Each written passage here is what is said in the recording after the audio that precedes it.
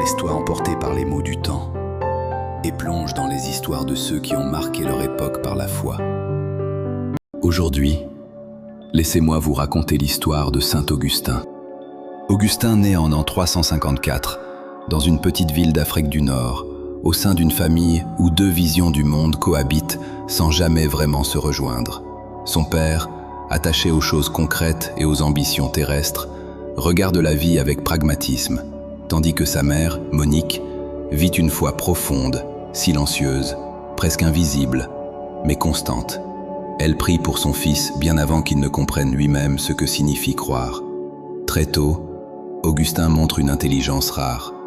Il apprend vite, parle avec aisance et capte l'attention de ceux qui l'entourent. Ses maîtres voient en lui un esprit brillant, promis à une grande destinée, et peu à peu, cette idée s'installe aussi en lui. Il comprend qu'il peut réussir, qu'il peut être admiré, et surtout, qu'il peut aller là où beaucoup n'iront jamais. Mais en grandissant, le chemin qu'il emprunte s'éloigne doucement de celui que sa mère espérait pour lui. Ce n'est pas une rupture brutale, ni un rejet conscient. C'est plus subtil que cela. Une dérive progressive, presque naturelle, vers tout ce que le monde peut offrir de séduisant. À Carthage, où il part étudier, la vie est intense, vibrante, pleine de promesses. La ville ne dort jamais vraiment, et Augustin s'y laisse entraîner sans résistance. Il découvre les plaisirs, les passions, les excès. Il aime, il désire, il cherche à ressentir toujours plus. Il ne cherche pas encore la vérité, il cherche à vivre. Et pourtant, au cœur même de cette vie qu'il a choisie, quelque chose ne s'accorde pas. Car chaque fois que le tumulte s'apaise, que les voix se taisent et que la nuit reprend sa place, une autre réalité s'impose à lui. Un vide qu'il ne sait pas nommer, une insatisfaction qui ne disparaît jamais vraiment.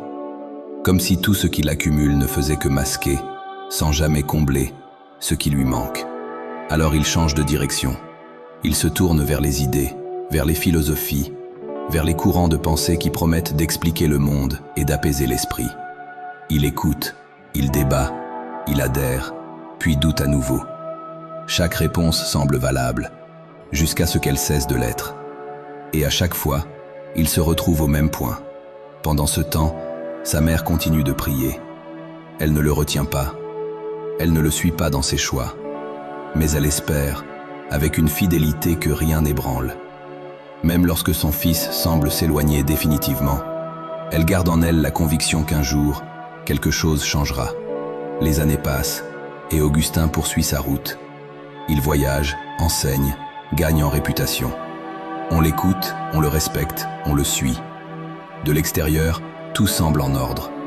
Mais intérieurement, rien n'a bougé. Le vide est toujours là, peut-être même plus présent encore, jusqu'au jour où, à Milan, tout s'arrête. Ce jour-là, Augustin est seul. Non pas simplement seul physiquement, mais seul face à lui-même, sans distraction, sans fuite possible. Fatigué de chercher, fatigué de ne jamais trouver, il s'assoit, comme s'il arrivait enfin au bout de lui-même. Le silence s'installe, un silence différent de tous les autres. Et c'est dans ce silence qu'il entend une voix.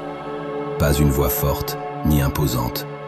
Une voix simple, presque fragile, comme celle d'un enfant qui répète sans comprendre. « Prends et lis ». Augustin relève la tête. Il regarde autour de lui, mais il n'y a personne. Pourtant, il ne doute pas.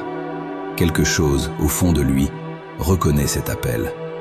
Alors il se lève, lentement, et prend le livre qui se trouve à côté de lui. Ses mains tremblent légèrement lorsqu'il l'ouvre, comme si ce geste, aussi banal soit-il, portait en lui un poids inattendu. Il commence à lire. Et pour la première fois, les mots ne restent pas à la surface. Ils ne sont pas une idée de plus, ni une théorie à analyser. Ils le traversent. Ils touchent quelque chose de plus profond, quelque chose qu'il avait toujours cherché sans jamais le trouver. Ce qu'il comprend ce jour-là n'est pas une réponse immédiate à toutes ces questions.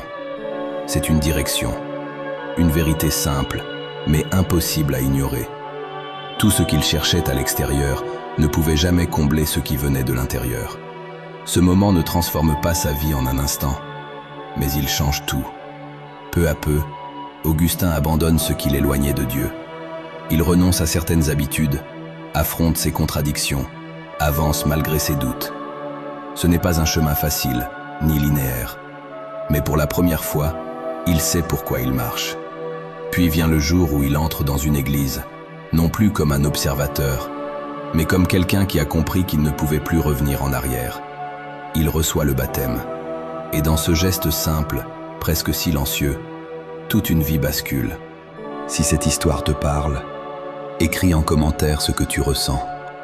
Des années passent encore, mais cette fois, elles ne se ressemblent plus. Augustin devient prêtre, puis évêque. Il enseigne, écrit, accompagne ceux qui cherchent comme lui a cherché. Et dans ses paroles, on entend encore l'homme qu'il a été, celui qui doutait, celui qui s'est perdu, celui qui n'a jamais cessé de chercher. Plus tard, il écrira ces mots.